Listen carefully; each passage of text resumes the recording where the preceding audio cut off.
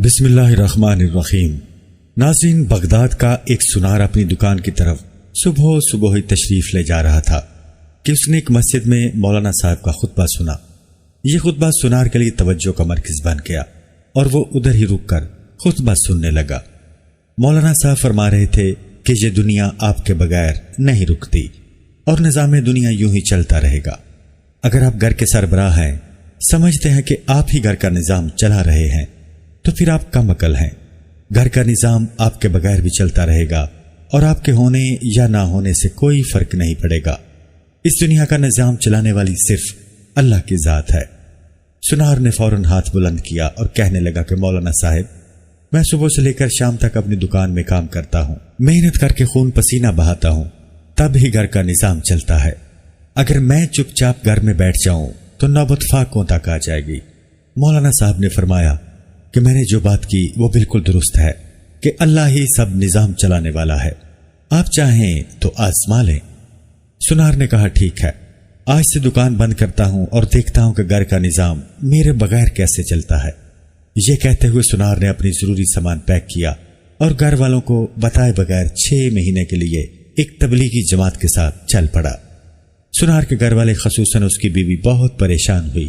اس نے سنار کی گمشدگی کا اخبار میں اشتہار دیا، مگر سنار کا کچھ پتہ نہ چل سکا۔ کچھ دن بعد بغداد کا ایک بزرگ سنار کی بیوی کے پاس آیا اور کہا کہ بیٹی، آپ خود سے جینا سیکھیں، زندگی اور موت اللہ پاک کے ہاتھ میں ہے۔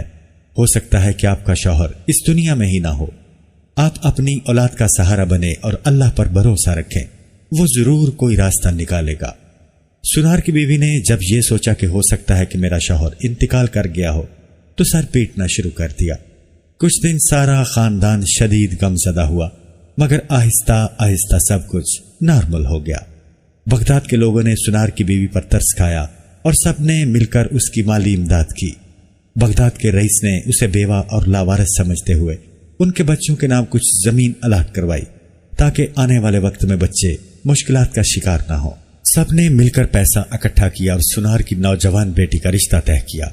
سنار کا بیٹا پڑھائی میں بہت اچھا تھا، اس لیے کالج کے پرنسپل نے اس کی پڑھائی کی ذمہ داری اٹھائی اور ماہانہ وظیفہ بھی منظور کیا۔ وہ پہلے سے زیادہ خوشحال ہو چکے تھے۔ 6 ماہ بعد سنار گھر واپس آیا اور اپنے دروازے پر دستک دی۔ اس کی بیوی نے دروازہ کھولا اور پھر فوراً بند کر دیا۔ وہ حیران تھی کیونکہ سامنے اس کا شوہر کھڑا تھا جسے وہ مرا ہوا تصور کر رہی تھی۔ اسے اپنے شوہر پر بہت غصہ تھا کہ وہ اسے اور اس کے بچوں کو بتائے بغیر بے یار و مددگار چھوڑ کر چلا گیا تھا۔ اس لیے اس نے شوہر کو سبق سکھانے کے لیے اسے پہچاننے سے ہی انکار کر دیا۔ سنار نے اپنی بیوی کو یقین دلانے کی بہت کوشش کی، مگر وہ نہ مانی اور گھر کا دروازہ نہ کھولا۔ آخر کار سنار مولوی صاحب کے گواہ کے طور پر اپنے ساتھ لایا۔ مولوی صاحب نے سنار کی بیوی کو ساری کہانی سنائی، مگر اسے پھر بھی یقین نہ آیا۔ آخر کار سنار کو غصہ آیا اور طیش میں آ کر بیوی سے کہا کہ آخر تم چاہتی کیا ہو؟ نکاح نامہ اور شناختی کارڈ دیکھنے کے بعد تم مجھے کیوں جھٹلا رہی ہو؟ بیوی نے سنار سے کہا، آپ آخر واپس کیوں آ گئے؟ تم تو ہمیں بے یار و مددگار چھوڑ گئے تھے، مگر اللہ تعالیٰ ہمارا تھا۔ آپ کے جانے کے بعد تو ہمارے دن ہی بدل گئے ہیں۔ آپ کی موجودگی میں تو ہمیں یہ سہولتیں میسر نہیں تھی۔ آپ کا بیٹا ایک اچھے ادارے میں تعلیم حاصل کر رہا ہے، بیٹی کا ایک اچھے خاندان میں رشتہ طے ہو گیا ہے۔ آپ نے واپس آ کر ہماری زندگی کے رنگ میں بھنگ ڈال دیا ہے۔ سنار نے مایوسی کی حالت میں ساتھ کھڑے مولوی صاحب کی طرف دیکھا۔ مولوی صاحب نے مسکراتے ہوئے سنار سے کہا، میں نہ کہتا تھا کہ یہ دنیا ہے، آپ کے ہونے یا نہ ہونے سے کسی کو کوئی فرق نہیں پڑتا۔ آخرکار سنار عدالت میں جا پہنچا اور اپنی ہی بیوی کے خلاف عدالت میں مقدمہ درج کرا دیا۔ جج نے بھی سنار کی بہت کلاس لی اور کہا کہ آخر تم نے ایسا خطرناک تجربہ کیا ہی کیوں تھا؟ اب گھر والے تجھ سے بیزار ہو چکے ہیں۔ آخرکار سب سے مایوس ہو کر وہ اپنے ہی گھر کے دروازے پر فقیروں کی طرح بیٹھ گیا۔ بیوی کو اس کی حالت پر ترس آیا اور اسے اپنے گھر میں جگہ ملی۔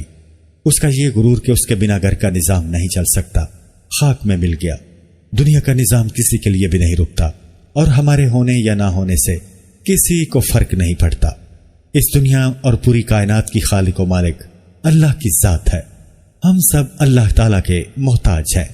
اس کی رحمت کے بغیر نہ ہمیں دنیا میں سکون ملے گا، نہ ہی آخرت میں جگہ ملے گی۔